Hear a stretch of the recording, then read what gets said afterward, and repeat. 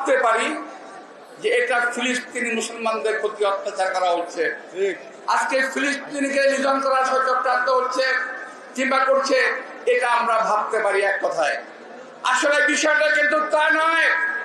ওরা ধীরে ধীরে সারা বিশ্বের মুসলমানকে একসময় নিঃশেষ করে দেওয়ার চেষ্টা করবে। মুসলিম বিশ্বের যেই সকল মোড়ল দেশ নিজেদের রাজত্ব বাঁচানোর জন্য, নিজেরা বেঁচে থাকার জন্য আজকে নেতৃত্ব দিচ্ছে না, তাদের প্রতি আল্লাহর অভিশাপ নেমে পড়বে। যারা নেতৃত্ব দিলে এই মুসলিম বিশ্বকে যদি ঐক্যবদ্ধ করতাম, তাদের প্রতি আল্লাহর অভিশাপ নেমে পড়বে। যারা নেতৃত্ব দিলে এই মুসলিম বিশ্বকে যদি ঐক্যবদ্ধ করতাম।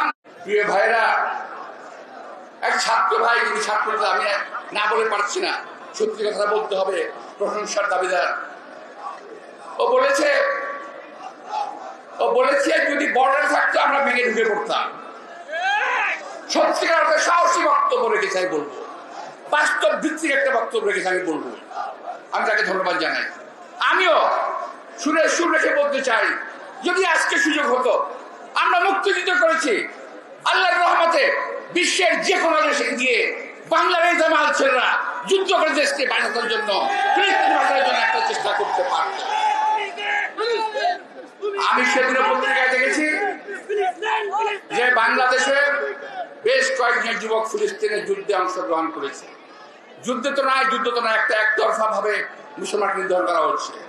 পত্র পত্রিকায়, সোশ্যাল মিডিয়ায় যেভাবে ছবি এসেছে, ওই ছবির দিকে তাকানো যায় না, ওটা দেখা যায় না, অসহ্য লাগে, অসহনীয় লাগে। প্রিয় ভাইরা, আজকে আমার মনে পড়ছে শহীদ রাষ্ট্রপতি জিয়া রহমানের কথা। আমি কৃতজ্ঞ চিত্রে শহীদ রাষ্ট্রপতি জিয়া রহমানের কথা আমি স্মরণ করব, যিনি ইরান যুদ্ধের বন্ধে হস্তক্ষেপ করেছিলেন।